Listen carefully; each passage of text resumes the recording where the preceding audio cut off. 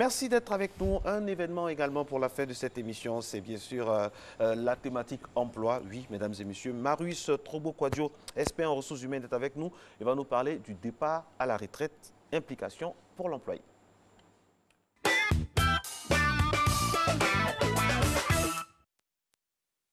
Entre 60 et 65 ans, vos salariés ont la possibilité de faire valoir leur droit à la retraite.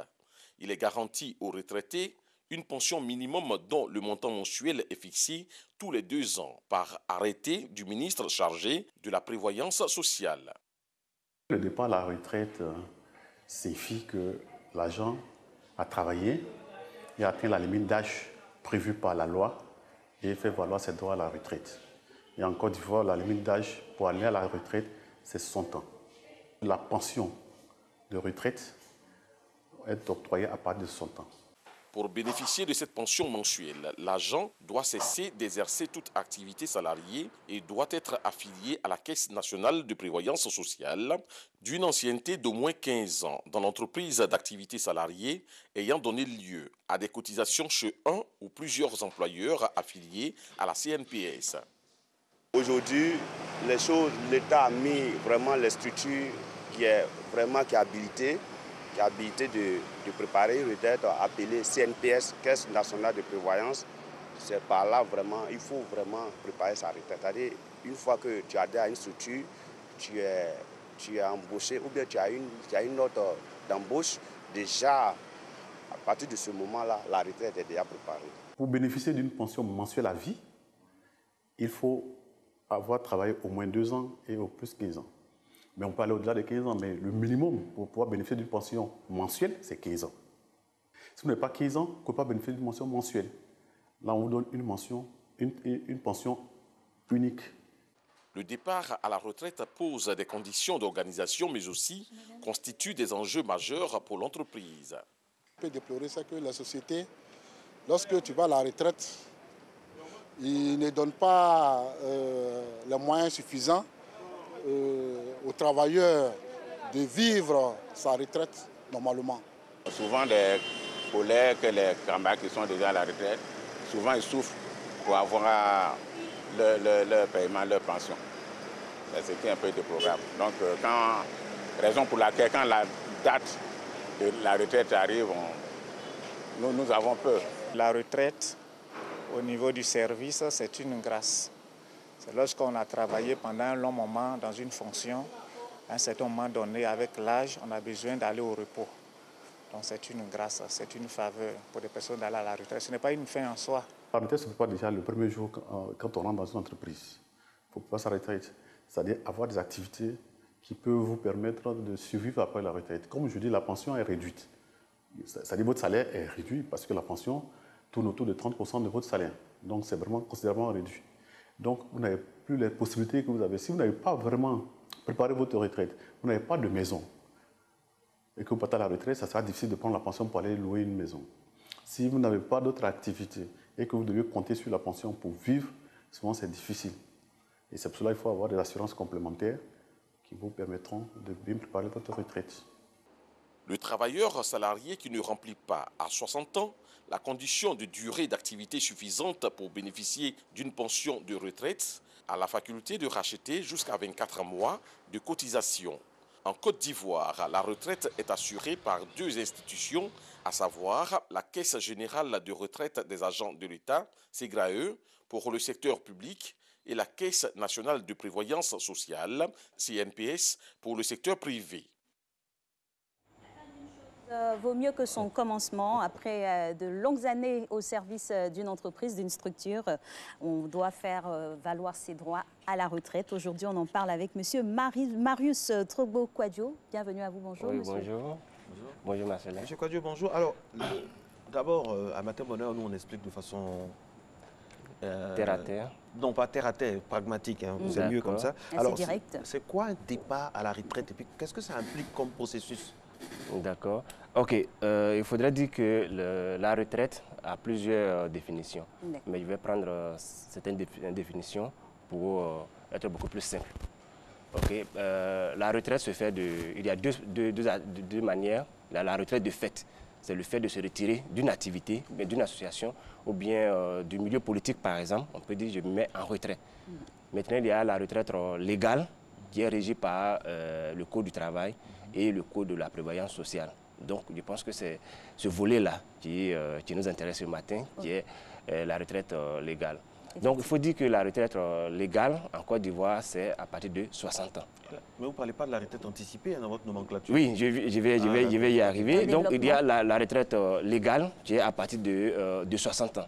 Normalement, tout Ivoirien qui a une activité salariée doit pouvoir prendre sa retraite à partir de 60 ans. Ça, c'est l'âge légal. Cependant, il y a le volet social. C'est pour ça qu'on parle de volet social. Le volet social, c'est l'anticipation de la retraite qui peut se faire à partir de 55 ans. Cela suppose que la personne a déjà travaillé pendant au minimum 15 ans, voilà, au minimum 15 ans d'activité salariée.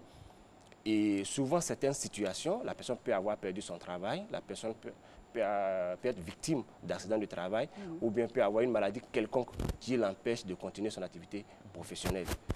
Dans ce cas, la personne a la possibilité d'anticiper sa retraite. L'anticipation de la retraite aussi se fait de deux manières. Vous avez l'anticipation au niveau de l'entreprise et vous avez l'anticipation vis-à-vis de la CNPS. Au sein de l'entreprise, cela veut dire que, au lieu d'attendre 60 ans pour prendre sa retraite, vous pouvez partir à la retraite à partir de 55 ans. Vous pouvez demander à votre employeur de vous libérer, suivant certaines réalités de la vie. Maintenant, au niveau de la CNPS, il y a ce qu'on appelle la liquidation de la retraite, qui peut se faire à partir de 55 ans, bien sûr, avec des conséquences qui accompagnent. À ce niveau-là, quelles sont donc les implications pour les différentes spécificités que vous venez de nous donner? Voilà, au sein de l'entreprise, comme je viens de l'expliquer, vous n'attendez pas les 60 ans pour aller à la retraite. Par exemple, vous avez besoin d'un peu plus d'argent pour pouvoir investir dans certains projets personnels. Dans ce cas, vous pouvez demander à l'employeur d'anticiper sur votre départ à la retraite. Cela suppose que l'employeur va vous licencier. Et même si c'est un cas c'est comme une forme de démission, mais vous êtes traité comme un licencié, avec certains avantages qui accompagnent. Maintenant, au niveau de la CNPS, par exemple, pour la liquidation légale de la retraite vis-à-vis de la CNPS, quand vous n'avez pas encore 60 ans, à partir de 55 ans, vous pouvez anticiper si vous avez déjà 15 ans d'activité salariée, comme je venais de le préciser. Dans ce cas, vous faites une demande manuscrite. Ensuite, vous remplissez le formulaire de demande de liquidation de retraite. Votre employeur établit la liste qu'on appelle le relevé nominatif des salaires, qui est la liste des salaires perçus par l'employé depuis son premier jour d'embauche jusqu'à sa dernière date d'anticipé. Et accompagné d'autres documents, la pièce d'identité de la personne, l'extrait de naissance, et tout ça déposé au sein de la CNPS. Mais comment on appelle ça, les risques, les conséquences sont que le fait que vous anticipez entraîne un abattement de 5% de façon définitive sur le salaire total, sur la pension totale que vous aurez pu percevoir. Monsieur Marius Torbo-Quadio, je rappelle que vous êtes RH dans une entreprise de plus de 100, combien de personnes? environ 140. 140 personnes, donc vous savez de quoi vous parlez.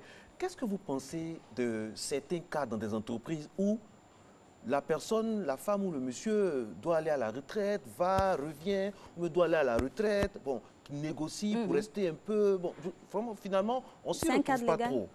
Est-ce que c'est légal tout ça? Des gens qui doivent... J'explique les cas. Il est à la retraite. Le jour est arrivé, il doit partir, mais il est encore dans l'entreprise. On dit dans les coulisses qu'il a bénéficié de 2 ans.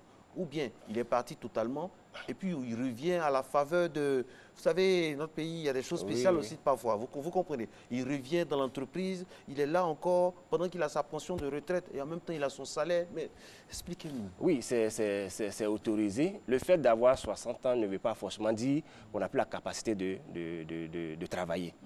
Voilà, il y a certains métiers pour lesquels il est difficile pour un agent de partir.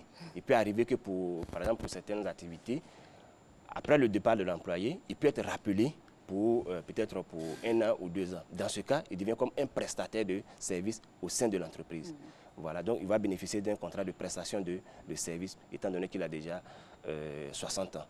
il a la possibilité de continuer à cotiser au niveau de la CNPS, mais cela n'aura pas assez d'incidence sur sa pension de retraite. Donc le mieux, c'est qu'il arrête la cotisation, mais il continue de percevoir son salaire en intégralité. Il y a des cas où la retraite est déjà consommée.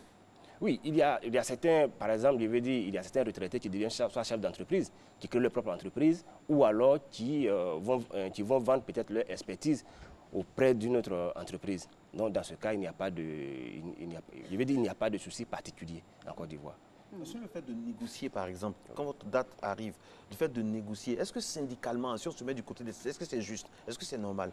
Oui, je pense que ceux qui, bon, sans faire de procès à personne, hein, mais ceux qui, par exemple, à 60 ans, continuent de négocier pour rester encore dans l'entreprise, ceux qui n'ont pas encore préparé leur retraite, je pense que c'est lié souvent à certains manques d'organisation dès le départ. Voilà, puisque la retraite commence à être préparée dès le premier jour d'embauche. Il faut conserver ses bulletins de paye, il faut suivre tous les certificats de travail qu'on a pu acquérir si on a changé plusieurs fois d'employeur.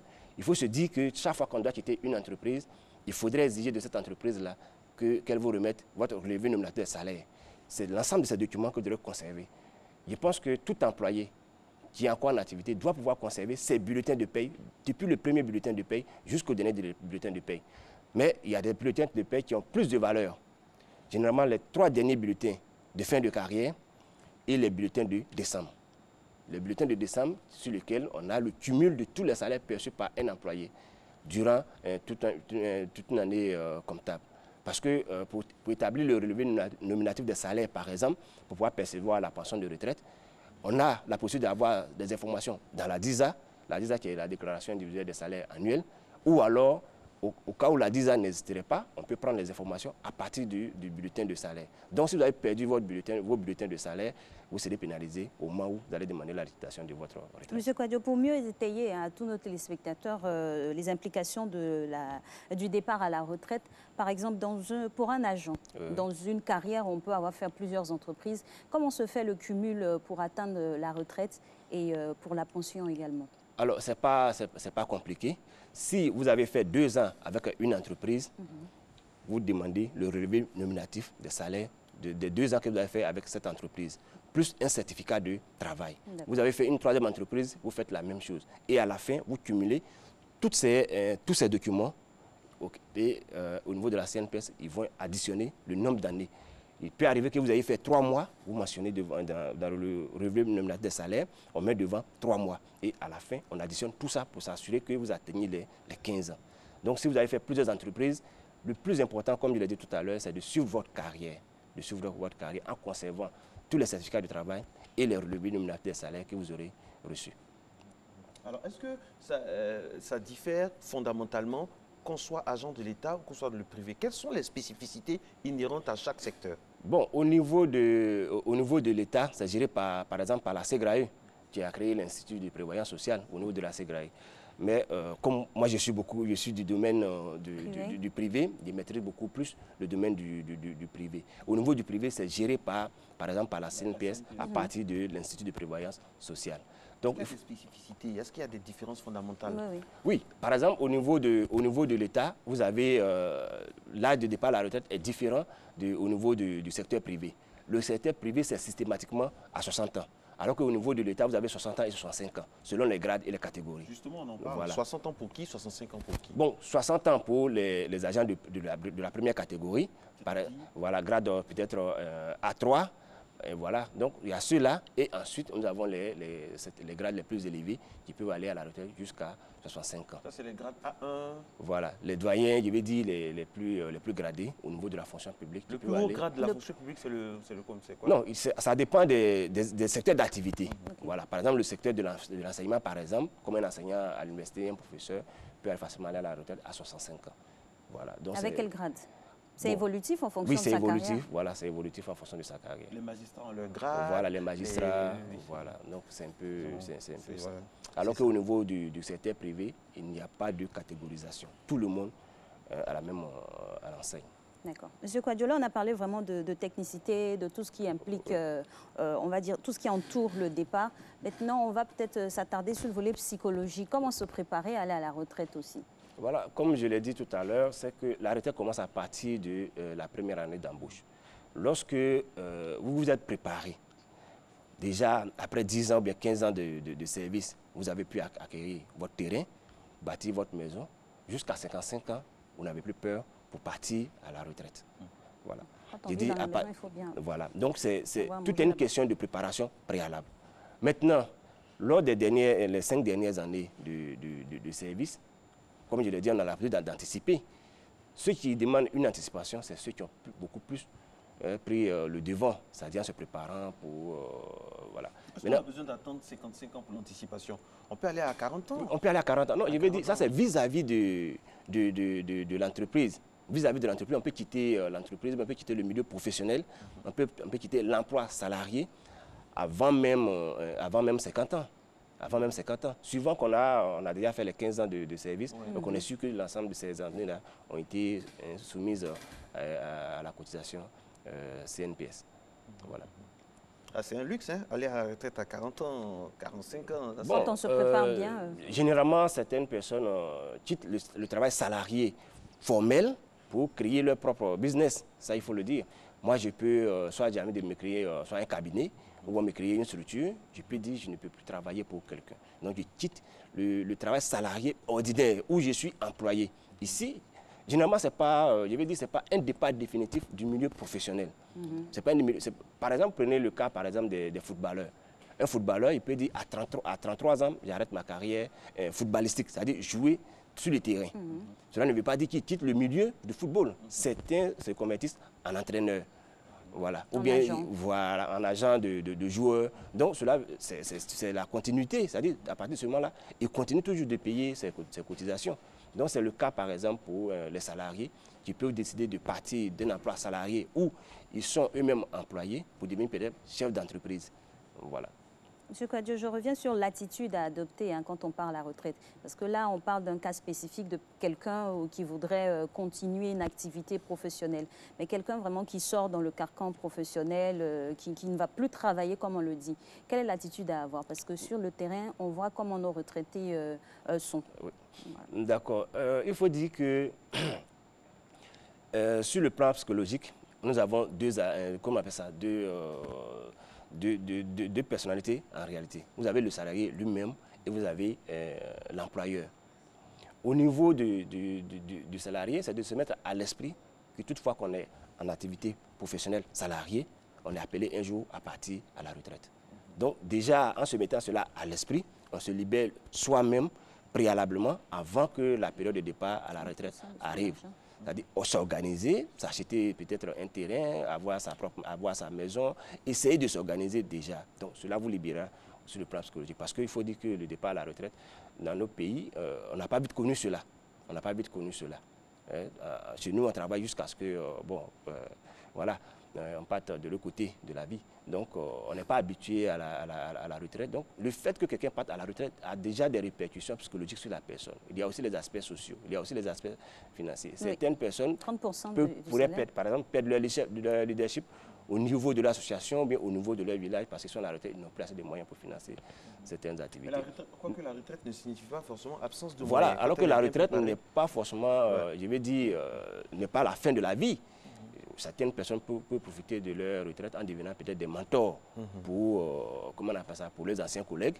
Ils peuvent devenir des consultants pour leurs anciens... Mais le suivi pédagogique, et on va terminer avec ça, est très très important parce qu'il y a des personnes qui ne réagissent pas bien à la retraite, qui reviennent toujours sur le lieu du travail, qui font croire même à leurs parents même qui sont toujours en fonction. Oui. Ça, c'est le volet psychologique à traiter également, c'est avec ça? Oui, en fait, c'est pour cela que...